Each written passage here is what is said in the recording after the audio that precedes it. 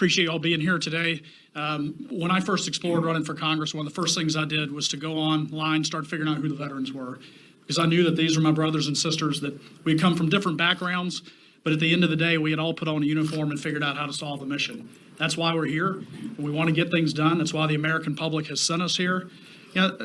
I hear bannered around these halls all the time, people invoking founding fathers, talking about this is the people's house and we the people. If we think about that, if 10% of the overall number had been allowed to carry the day in the summer of 1776, we have never had a Declaration of Independence. There would be no people's house.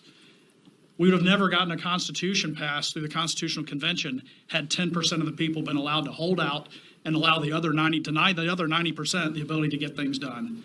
The public has called on us to get a job done. I often think, my favorite of the memorials here in D.C. is the Vietnam Memorial. I happened to sneak out when I was at the Naval Academy on the day that was unveiled back in the early 80s, and it's just always had a special place for me. When I think of all the number of problems we have right now, one of those is fentanyl. We are losing more people every single year now to fentanyl crossing our Mexican border than we lost in the entirety of the Vietnam War. If you want to put that in perspective, go out again sometime and walk down that wall and look at those names.